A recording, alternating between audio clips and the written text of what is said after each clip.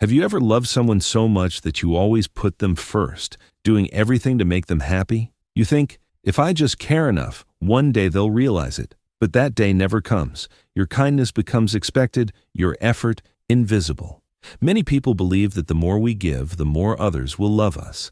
But psychology shows the truth is, the way to make someone like you isn't by doing things for them, but by letting them do things for you. Sounds strange, doesn't it? It's actually a real psychological principle, the Benjamin Franklin effect. The name comes from a true story about Benjamin Franklin himself. When he served in the Pennsylvania Assembly, there was a man who openly disliked him. Instead of trying to win him over with favors or flattery, he asked that man to lend him a rare book. Surprised, the man agreed. A week later, Franklin returned the book with a sincere thank you note. From that moment on, the man's attitude changed completely. He became friendly, even supportive. Eventually, the two became lifelong friends. Why does this happen? Because when we help someone, our brain experiences a small internal conflict, a state psychologists call cognitive dissonance. It feels strange to help someone we don't like, so our mind tries to resolve it. I must like this person, otherwise, why would I have helped them? That small justification quietly turns into affection. Tolstoy once wrote, "We do not love people because they are good to us. We love them because we have done good to them." In other words, we don't love someone because of what they do for us, but because of how much we've invested in them. That's why the little prince loved his rose, not because it was more beautiful than the others, but because of the time, care, and effort he had given to it. We fall in love with what we nurture. We attach to what costs us effort, and this doesn't only happen in romance, it happens in friendships, families, even workplaces.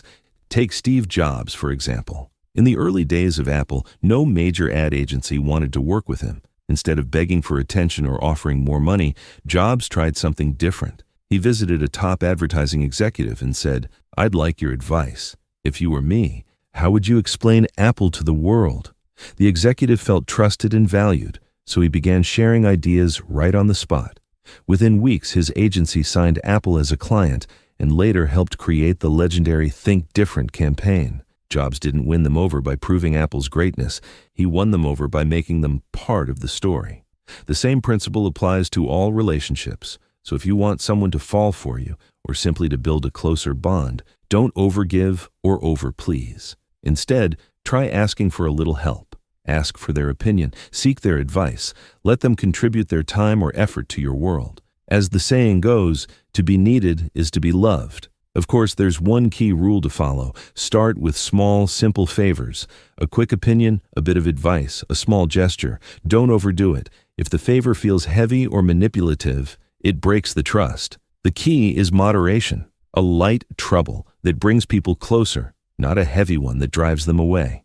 Whether in love, friendship, or work, you don't win hearts by proving your worth. You win them by letting others feel theirs. If you love learning the real psychology behind everyday life, leave a like and subscribe for more. Here, we don't just talk about psychology, we help you feel it.